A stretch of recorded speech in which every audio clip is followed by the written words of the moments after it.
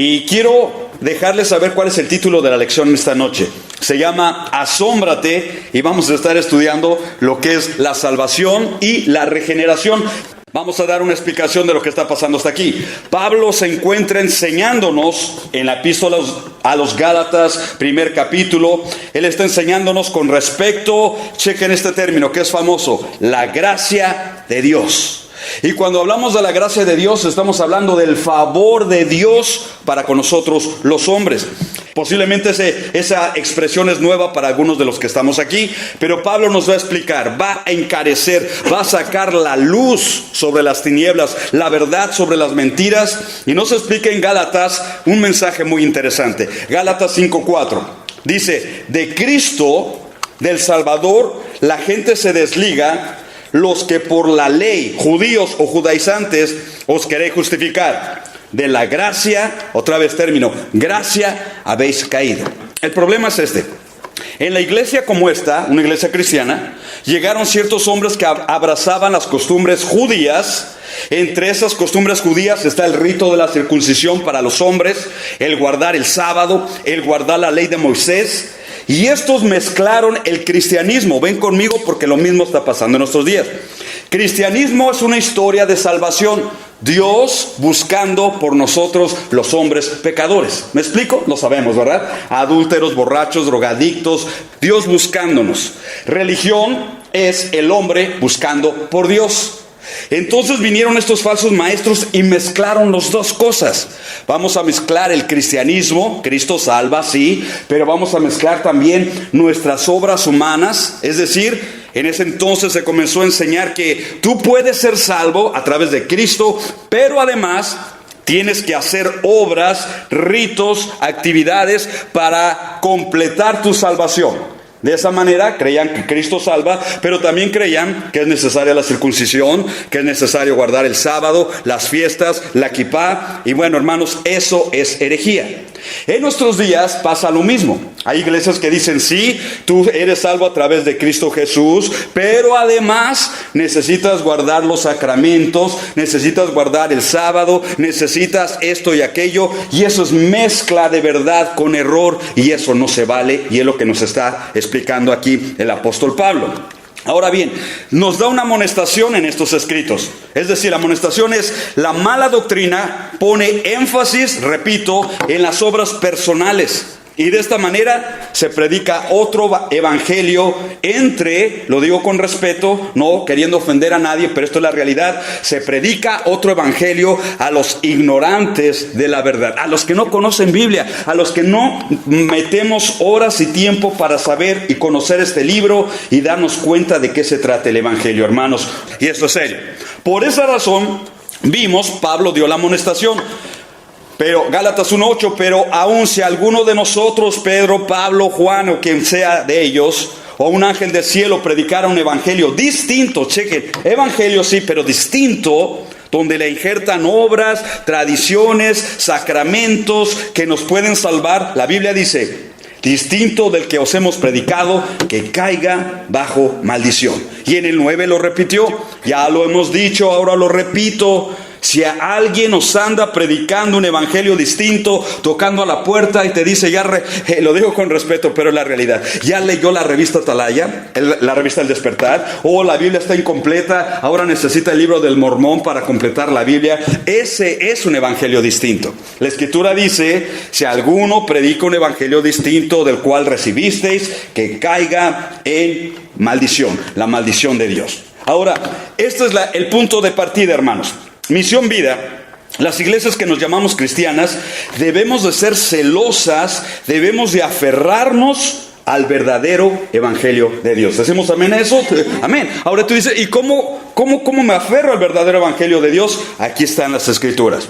Todo lo que les voy a enseñar y lo que les he enseñado, les invito y les recuerdo una vez más, compruébenlo con la Biblia. Si alguna vez escuchas a este pastor u otro pastor hablarte de algo que no está validizado por las escrituras, hermanos, deséchame en ese momento, porque Dios no lo quiera, esos hombres están presentando otro evangelio, y de esa manera se mueve uno de la gracia de Dios, se mueve a las obras personales, a los logros personales, y eso no se vale.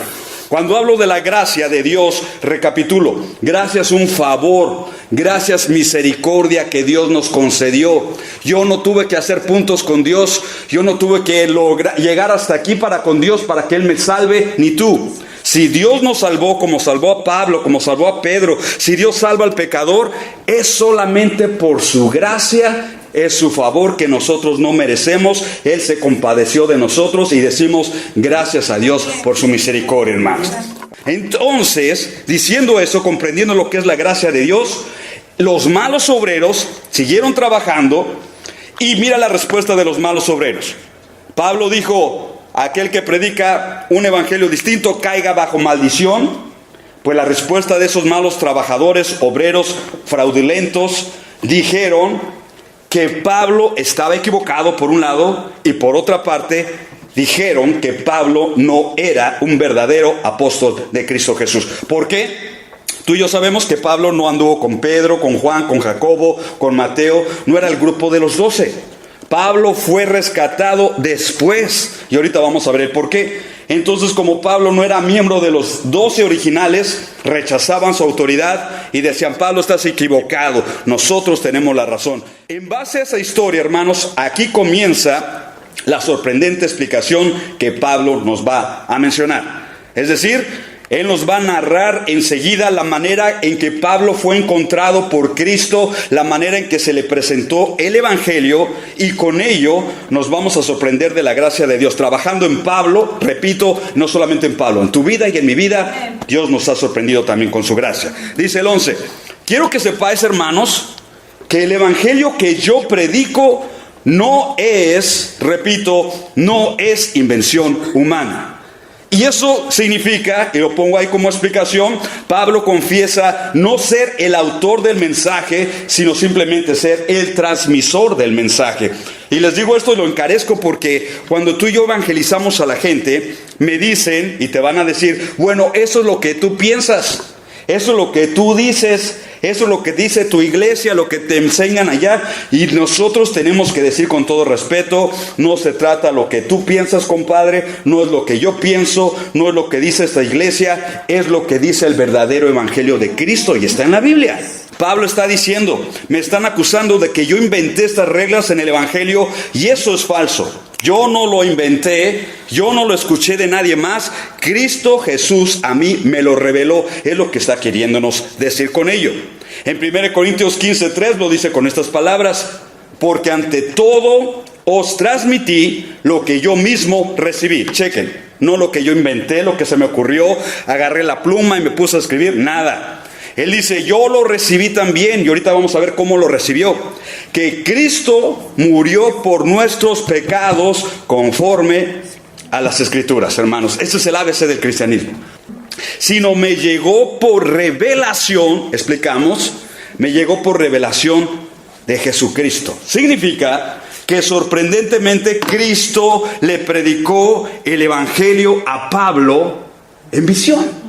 Hermanos, y esto no es de todos los días. Por favor, tengamos cuidado con los metafísicos o los muy místicos, aquellos que siempre quieren andar viendo visiones, que vi en las nubes el rostro del Señor. ¿Han escuchado eso? Que en las gotas del metro se apareció un mensaje, que llovió en el metro, dicen, y ahí se apareció en la lluvia un mensaje del cielo. No me refiero a ese tipo de misticismo. Estoy diciendo que lo que Dios hizo con Pablo, lo hizo única y exclusivamente con este siervo y nadie más. Pedro caminó con Cristo 3 años. Juan y los demás todos aprendieron el evangelio de Cristo mismo en persona y en vivo, pero Pablo no. Pero no problema para Dios. Tenemos un Dios todopoderoso que cuando tiene propósitos, de alguna manera va a revelar y manifestar esos propósitos en la gente. En este caso, ¿por qué Cristo escogió a Pablo de esa manera? Me preguntan. Y la verdad, hermanos, tengo 3 sugerencias y se las voy a decir. ¿Por qué Cristo le predicó en visiones a Pablo? Bueno, tengo una sugerencia. Primero, porque Dios es soberano y Él sabe lo que hace. ¿Decimos amén eso? Amén. Porque Dios sana a uno y otro no lo sana, Dios es soberano. Porque uno tiene más dinero y otro menos dinero, Dios es soberano. Porque uno es más chaparro y otro más grandote, hermanos, no nos metamos en esos problemas. Dios es soberano y alabado sea su nombre. Escogió a Pablo. Número 2, Pablo era un judío, chequen el dato, helénico. a diferencia de Pedro. Pedro hablaba arameo y hebreo, Juan, los 12 que vivían ahí en Jerusalén. Pablo, aunque era judío, él se desenvolvía en las regiones griegas. Era un judío helénico, significa que hablaba griego. Fue criado en la cultura griega. Tenía más erudición, tenía más estudios, lo digo con respeto a que a diferencia de los 12, y siendo así su trasfondo, Pablo estaba más conectado a los gentiles que Pedro. Pablo estaba conocía más las tradiciones de los romanos, de los griegos, había viajado por sus ciudades que Pedro, Juan y Jacobo. Creo que por esa razón Dios escogió a Pablo para utilizarle y que predicare entre los gentiles. Y número 3, veo en la Biblia que Pablo era un hombre valeroso y atrevido, que cuando se entregaba una causa, se entregaba una causa. ¿Me explico? Pablo era uno de los hinchas que cuando le iba a un equipo, le iba al equipo y sacaba la trompeta y el sombrerote. Usted sabe a lo que me refiero, de esos fans, pero terribles. Entonces, por esas razones, creo que Dios se revela a Pablo y le predica el evangelio de una manera espiritual en visión. Pablo el apóstol tuvo varias experiencias de esas. En 2 de Corintios, capítulo 12, versículo 1, Pablo nos dice: me veo obligado a jactarme. ¿Por qué, Pablo? Porque lo estaban acusando, tú no eres apóstol, tú no sabes lo que hablas. Y él dice, miren, me voy a jactar un poquito. Aunque nada gano con ello, voy a pasar a referirme a las visiones, plural, y revelaciones, plural, del Señor. Ustedes, falsos maestros, no han visto a Cristo resucitado, no han escuchado el mensaje de Él, de sus labios, en visión. Pero aquí está diciéndonos Pablo, yo lo he visto en varias ocasiones, porque dice visiones y revelaciones en plural. En el 2, conozco a un seguidor de Cristo, que curiosamente es Él. Con toda humildad no pone su nombre allí, a diferencia de muchos de nosotros. A mí me gustaría, conozco al Edgar Marañón, que sí me explico poner ahí nuestro nombre, pero Pablo no es así. Él dice, conozco a cierto hombre que hace 14 años fue llevado al tercer cielo. Después explicamos eso, no hay mucho tiempo para explicar, pero simplemente es donde mora Dios, la presencia del cielo que es real. No sé si en el cuerpo o fuera del cuerpo, Dios lo sabe. Y que ese hombre, no sé si en el cuerpo o aparte del cuerpo, solo Dios lo sabe, fue llevado al paraíso, hermanos. El paraíso sí existe. Hablaba en el Antiguo Testamento, en Génesis, pues fue tomado del Génesis, de allá del huerto del Edén. Y ahora sabemos en el Nuevo Testamento que está en el tercer cielo. Ahí está el árbol de la vida, es un jardín. En pocas palabras, lo vamos a ver tú y yo cuando muramos en aquel día. Dice, fue llevado al paraíso y escuchó cosas indecibles que a los humanos no se nos permite expresar. Creemos que en una de esas experiencias, cuando Cristo vio a Pablo y fue arrebatado, etcétera, en una de esas experiencias, Pablo aprendió el mensaje del evangelio del Señor Jesucristo. Qué lindo, hermanos. Además de decir, yo aprendí el evangelio por revelación, yo sé lo que estoy hablando, yo lo aprendí de los labios del Señor Jesucristo. Ahora Pablo nos va a dar otra prueba más convincente del evangelio, de esa experiencia genuina, de ese encuentro que tuvo con Cristo y de cómo aprendió el evangelio vívido o directamente del Señor Jesús. Mira, ahora Pablo utiliza el argumento, y este es un argumento poderoso que funciona en evangelismo, hermanos. Si alguien te dice Dios no existe, si los ateos niegan la presencia y la existencia de Dios, mira, Pablo utiliza el argumento de la transformación del individuo para que podamos entender cuál es el poder del verdadero evangelio. ¿Qué es eso? Ahorita lo explico. Y por favor ven conmigo. Esto es lo más interesante, creo, de la lección. Hermanos, el evangelio del Señor Jesucristo no solamente es teoría. No se trata de memorizar aquí la Biblia, capítulo, versículo y así, escatología, meléutica. Es más que teoría.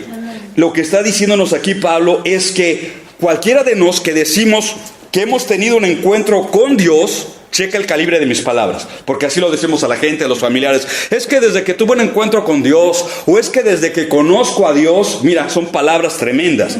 Si tú y yo afirmamos eso sobre tu vida y sobre mi vida, entonces tenemos que evidenciar, tenemos que presentar las pruebas sobre la mesa de que tú y yo hemos cambiado por el dedo de Dios. ¿Me explico lo que estoy diciendo?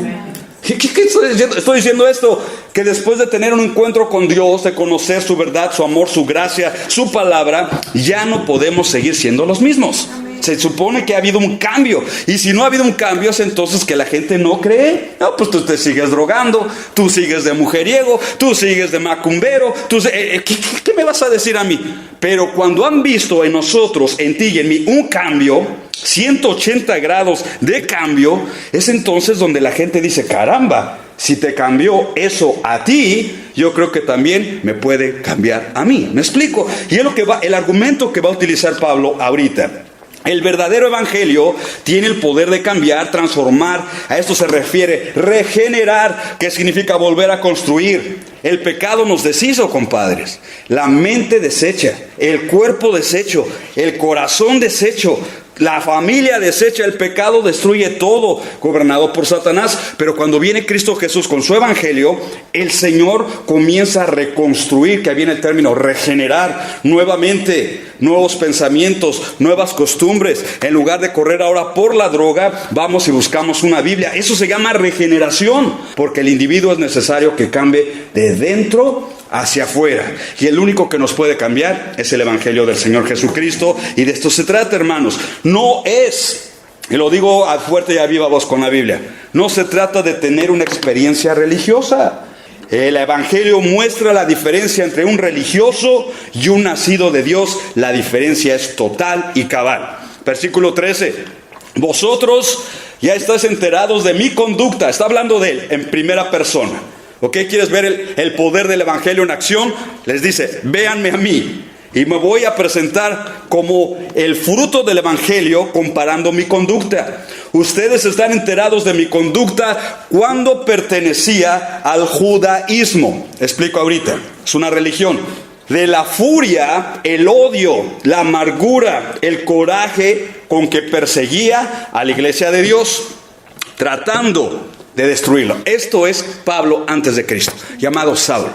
Hermanos, y con todo respeto, sin conocer tu vida a fondo, sin saber cuántos años tienes en el evangelio, tú tampoco sabes eso de mi vida. Una cosa sí les puedo asegurar en Pablo y en todos ustedes y en mi vida: estos éramos también ustedes y yo sin Cristo, llenos de odio, llenos de amargura, de tradición, religiosos. Tal vez tú eras más religioso que yo, o yo era más religioso que tú, pero no, nada me vas a hablar de esas costumbres religiosas. Pero aquí Pablo está dando testimonio. Yo pertenecía, en este caso Pablo, al judaísmo, algunos de nosotros al catolicismo, al protestantismo, al ateísmo, sea como fuera la historia de cada uno de nosotros en particular. Lo más terrible de todo es que a pesar de toda esa religión, con una furia dentro en el corazón como Pablo, como una persona religiosa que profesa amor a Dios, que profesa seguir a Dios, puede tener tanto odio en el corazón.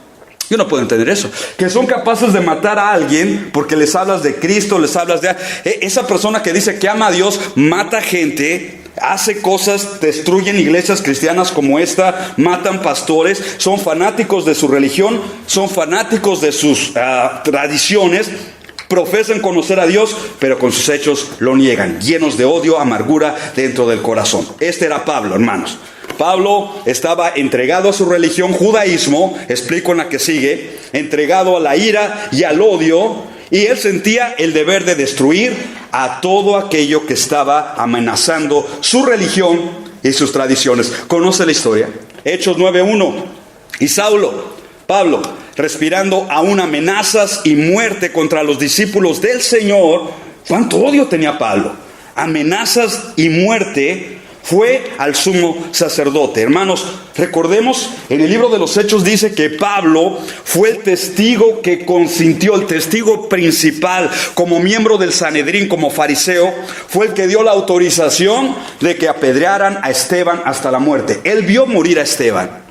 Posiblemente él escuchó la predicación de Esteban. Posiblemente él vio cuando Esteban se puso sobre sus rodillas y dijo: Señor, no les tomes en cuenta este pecado, y enseguida murió. Lo vio Pablo y no fue tocado ni conmovido por esa escena, porque era más el odio, era más la ira que tenía en su corazón que la compasión que llegaba a tener en su corazón. ¿Te das cuenta? Este es el Pablo antes de Cristo. De hecho, también dice el versículo 2: y pidió Pablo al sumo sacerdote dice, pidió cartas para las sinagogas de Damasco para que si hallase algunos de estos del camino, significa del cristianismo, los trajese presos a Jerusalén.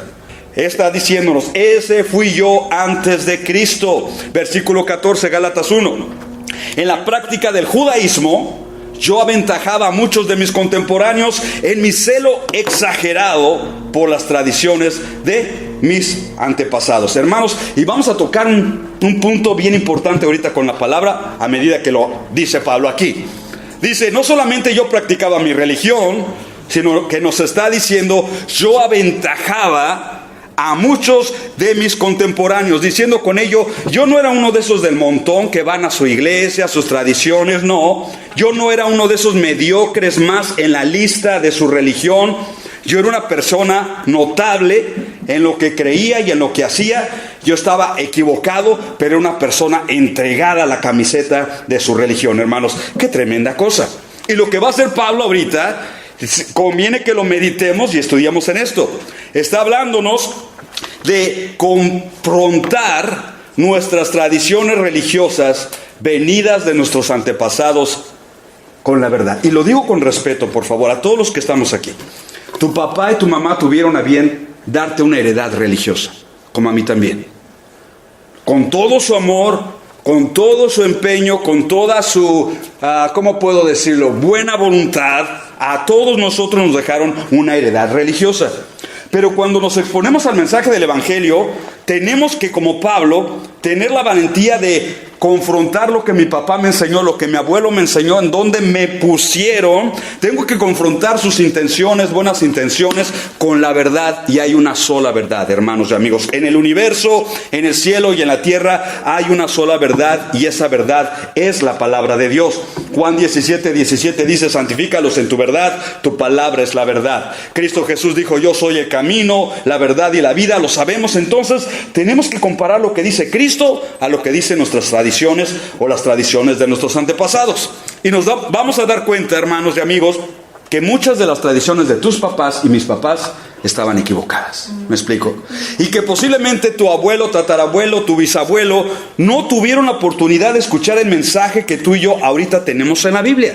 ¿Cuánto hubieran querido ellos, tal vez, tus abuelos, tatarabuelos, venir a una iglesia cristiana como esta, levantar una familia enseñada únicamente en la palabra de Dios, pero no tuvieron la oportunidad? Pero gracias a Dios nosotros tenemos la oportunidad ahora, y con todo respeto a tus antepasados y a mis antepasados, traigo sus enseñanzas y los comparo a la luz de la palabra de Dios. Es lo que está haciendo Pablo. Pablo se dio cuenta que el énfasis de su religión, judaísmo, estribaba, es decir, lo que los judíos y su religión judaísta enseñaban, y en esto se gloriaban, era en servir a Dios a través del cumplimiento, palabra hebrea, de la Torá, que significa la ley de Moisés. Ese es el principio de la religión judaizante o de los judíos. Ahora, sigamos acá.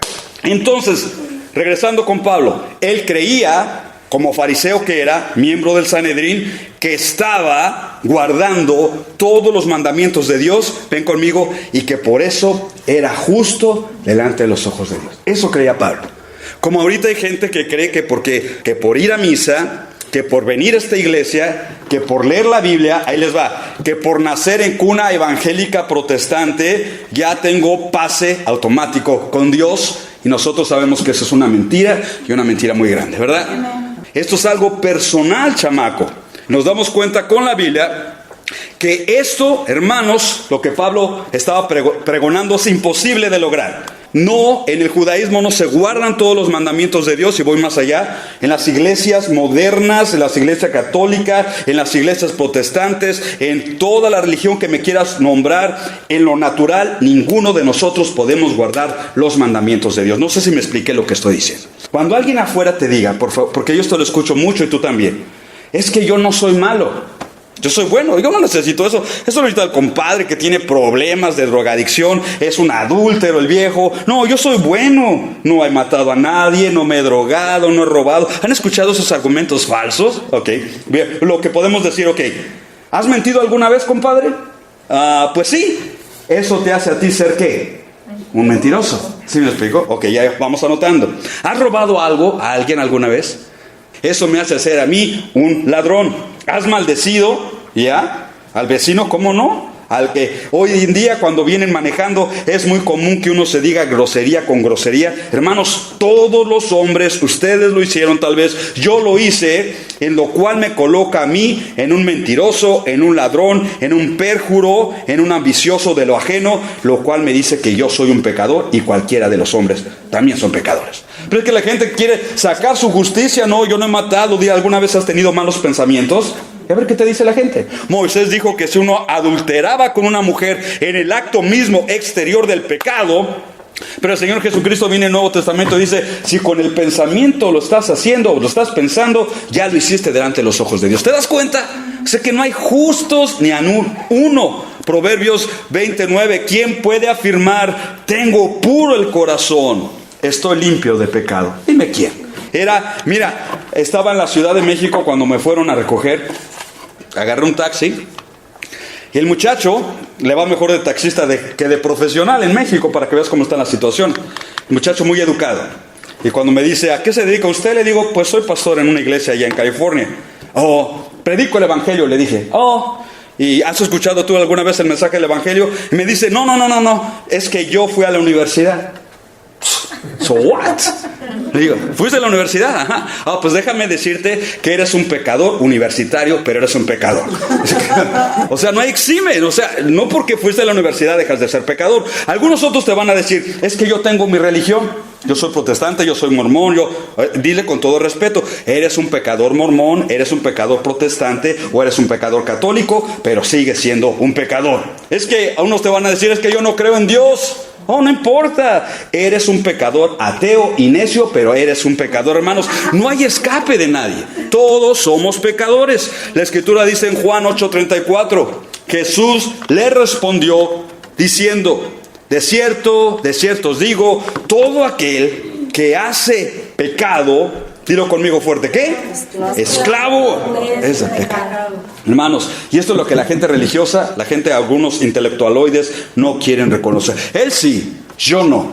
El narco sí, yo no. La mujer de la calle sí, yo no. Hermanos, mentira. La Escritura dice, todo aquel que hace pecado, una y otra vez, te cachen, compadre, no te cachen, Dios nos ve, Dios lo conoce todo. Cristo dijo, para encerrar a toda la humanidad bajo el manto del pecado. Todos están bajo pecado. Budistas, maometanos, tibetanos, como se llame la religión, todo el ser humano peca desde que nacemos. Traemos el DNA ya contaminado, programado para pecar. Por eso es que Cristo nos está abriendo los ojos con su palabra. Romanos 3:23, por cuanto todos pecaron, el Edgar pecó, y tú, todos pecaron, y además están destituidos de la gloria de Dios, hermanos. ¿Qué sencilla es la Biblia?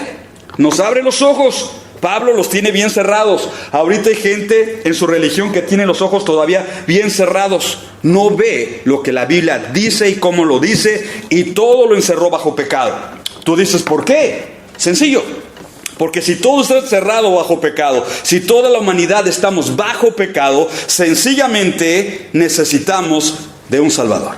¿Me explico? Y ese Salvador, la Escritura nos presenta quién es, sus características. Vivió una vida sin pecado, murió una muerte sustitucional. Él murió en rescate por nosotros en los pecados. Ahora bien, la salvación nada tiene que ver con esta iglesia o con otra iglesia. La salvación únicamente tiene que ver con una persona y se llama Cristo Jesús, hermanos. Y eso debemos siempre predicar. Yo no le digo a la gente, y ustedes no le dicen a la gente, es que esa iglesia es la que salva, la que cambia, esa iglesia. No, eso es mentira. El que salva y el que cambia es Cristo Jesús, un personaje, y Él pagó por nosotros. Ahora, seguimos en el estudio. Versículo 15. Sin embargo, Dios me había apartado. Chequen, esta es la gracia de Dios en acción. Sin embargo, Dios me había apartado, desde el vientre de mi madre. Esto es interesante. Dios ya te conocía, Pablo, en el vientre de tu mamá. Ya sabías el sexo, ya sabía el nombre que te iban a poner. Dios lo sabía todo, así como en ustedes y en mí. Dios me apartó y me llamó por su gracia cuando Él tuvo a bien. Y ahorita explico, hermanos. Pablo está levantando el concepto teológico y el concepto inmenso, precioso de la gracia de Dios. En toda la epístola a los Gálatas, el mensaje de la gracia es levantado. Es gracia, gracia, gracia. Significando, yo no tuve que hacer nada. No tuve que lograr nada. No tuve que sorprender a Dios en nada. Él me escogió y Él te escogió a ti simplemente por su gracia. Y eso es algo lindo de considerar, hermanos. Versículo 16. A Dios le agradó revelarme a su Hijo para que yo lo predicara entre los gentiles. No consulté con nadie. En pocas palabras está diciendo, Dios me vio perdido en mi religión, en mi odio, en mi celo ciego, tratando de destruir a la iglesia de Cristo Jesús. Y Dios me vio allí, pero me llamó y me sacó de allí también. Mira la gracia de Dios en acción. 1, aparta. 2, llama. 3, revela. Es la gracia de Dios lo que nos revela el mensaje de Cristo en la Biblia. Que Cristo no es una religión, es un personaje. Es la gracia de Dios que nos encamina. Y número 4, es la gracia de Dios que nos envía a ser portadores del mensaje del Evangelio. Y es lo que está Pablo explicando. Dice el versículo 17, tampoco subí a Jerusalén para ver a los que eran apóstoles antes que yo. No fui a buscar a Pedro, a Juan, a Jacobo, no, sino que fui de inmediato a Arabia, lejos de Jerusalén, de donde luego regresé a Damasco. Después de 3 años subí a Jerusalén, chequen, después de 3 años subí a Jerusalén para visitar a Pedro y me quedé con él 15 días. ¿Por qué dice estas palabras Pablo? Sencillo, porque estaban diciendo, Pablo, tú aprendiste el mensaje de Pedro, tú lo aprendiste de Mateo, tú lo aprendiste de Juan y Jacobo, y Pablo está diciendo, no, señores, el mensaje que predica Pedro y los demás apóstoles es el mismo que yo predico, a excepción, a diferencia, que ellos lo aprendieron de Cristo 3 años y medio caminando con Cristo. Yo lo aprendí de revelación misma, directamente del Señor Jesucristo. Es el mismo mensaje, es las mismas enseñanzas. Yo no lo aprendí de ellos. Yo me he mantenido lejos de Jerusalén, pero me he mantenido en comunión con Cristo y es el que me enseñó el mensaje del Evangelio. Es lo que está dándonos a entender allí. 19. No vi a ningún otro apóstol, solo vi a Jacobo. Chequen, buena noticia. Jacobo, el hermano del Señor. Pablo está diciendo, de ninguna manera aprendí el Evangelio de parte de esos grandes maestros. Lo que está diciéndonos Pablo con ello, vamos a encadenar, versículo 20. Dios me es testigo que en esto que os escribo no os miento. Es decir, yo no aprendí el Evangelio a diferencia del Edgar, de su maestro de escuela dominical o de su pastor de jóvenes, nada. Pablo lo aprendió de Cristo directamente, pero más tarde, 21, fui a las regiones de Siria y de Cilicia, significando, en lugar de llegar a Jerusalén donde estaban todos los apóstoles, ellos estaban concentrados ahí predicando el Evangelio a los judíos. Pablo andaba fuera, como misionero, diferentes ciudades lejos de Jerusalén. Dice el 22, pero en Judea las iglesias de Cristo no me conocían personalmente, chequen. Porque nunca había bajado allá en Jerusalén a adorar con los hermanos, a predicar con los hermanos, a adorar con Pedro y con los demás. Nunca. Pablo permaneció, repito, fuera de esa región. De tal manera que las iglesias en Jerusalén y en toda Judea no sabían reconocer físicamente a Pablo. Es decir, repito otra vez, Pablo no había necesitado estar en Jerusalén entre los apóstoles para ser discipulado. 23.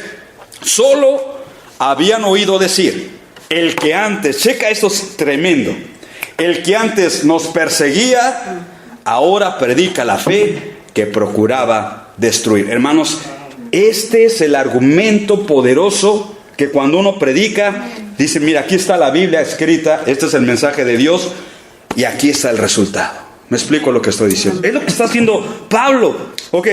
Primero yo procuraba destruir a la iglesia, pero ahora predico aquella fe. Su conversión al cristianismo fue notoria. Podrían decirse así los panfletos tal vez, de la religión a Cristo. Venga y escuche el testimonio de Saulo, de la religión a Cristo, del odio a Cristo, de ser el perseguidor de la iglesia, de ser el testigo que estuvo ahí en la muerte de Esteban, de eso ahora a Cristo, de ser un orgulloso vano, ahora a Cristo. Y concluimos en este precioso cuadro. lo que es la gracia de Dios y lo que hace la gracia de Dios, de acuerdo al testimonio de Pablo. Número 1, aparta desde el vientre. Después nos llamó, nos reveló, o sea, se reveló Él a nosotros. Yo soy Jesús, no soy una religión, soy una persona. Se revela a nosotros, nos envía, y chequen el 5, lo subrayé ahí porque esto es tremendo. Esa gracia de Dios tiene el poder a todos de transformarnos, hermanos y amigos. Y esto es lo importante. Esto es lo importante. Si somos transformados, si tuvimos un encuentro con Cristo Jesús, ya no podemos permanecer deleitosos en el pecado. ¿Me explico lo que estoy diciendo? Ya no. Cristo nos toca, nos transforma, quita el odio, y poco a poco, a medida que tú te consagras y te entregas como yo a su presencia, los por mayores y los por menores de nuestra persona, Él los va cambiando. ¿Me explico lo que estoy diciendo? Hay gente que todavía batallamos con cierto pecado, con la ira, con las maledicencias, pero si lo rendimos a Cristo, ven conmigo, si yo digo, Señor, no puedo seguir viviendo en esta miseria, en esta cadena, en esta ira, en esta etcétera, te lo entrego, por favor, transfórmame. Te doy garantía por este libro y te doy garantía con mi vida y con tu vida de que Cristo sí transforma, hermanos y amigos, para la gloria de Dios. Este es el poder regenerador del Evangelio. No se consigue en una filosofía, esto no es una metódica humana de transformación personal. Esto es Dios pasando y dejando huella en tu vida y en mi vida para que diga ahí su firma. Cristo Jesús pasó por aquí, está pasando por aquí.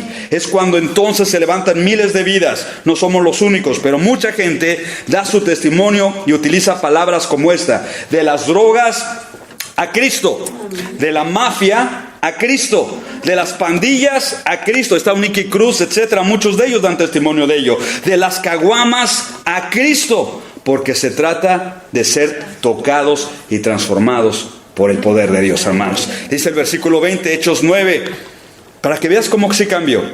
Enseguida, cuando él se fue sanado allá en Damasco, cuando viene Ananías y ora por él, recibe el Espíritu Santo y recibe la vista. Dice el versículo 20, Hechos 9, y enseguida, al otro día, se dedicó a predicar en las sinagogas, afirmando que Jesús es el Hijo de Dios.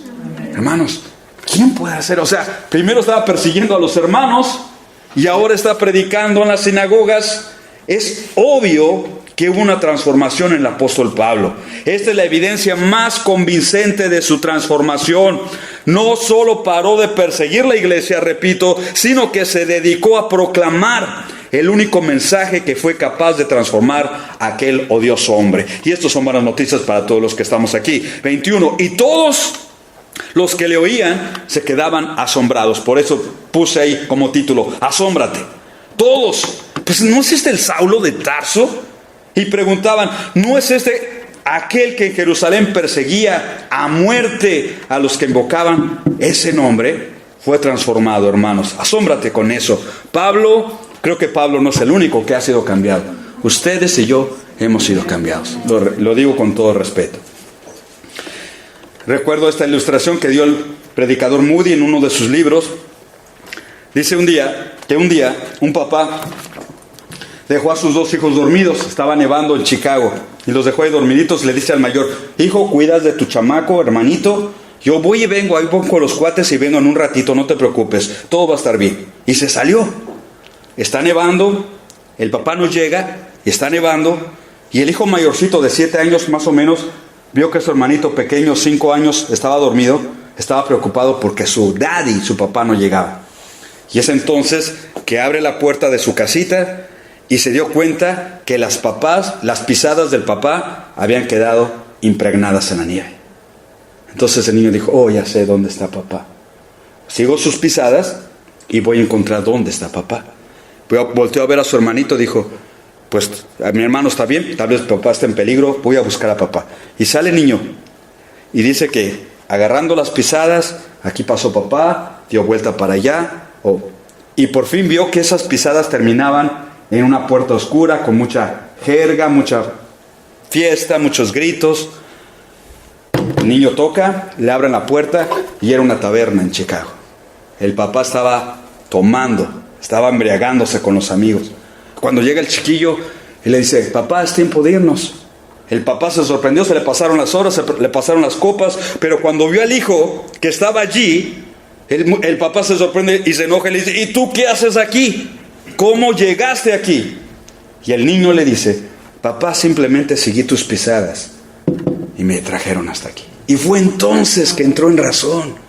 Estas son las pisadas que le estoy dejando al chamaco.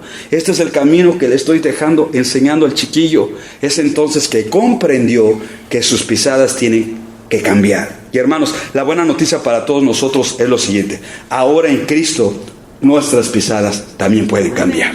Mire lo que dice el versículo 24 y terminamos el capítulo 1 de Gálatas.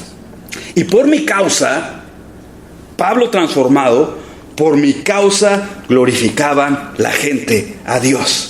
Y de eso se trata, de esos mensajes la Biblia para ti, para conmigo, hermanos. Esto es asombroso. Cuando la gente diga de ti y de mí: Dios es real. Porque si cambió a Pablo, si cambió al Edgar, si cambió al Toño, Dios sí existe. Esta es una característica impresionante. Ese hombre era un adúltero, era un mamarracho, era un mafioso, era un narco. No servía para nada, no respondía, estaba ido. Pero si Dios lo cambió a él, es que Dios existe.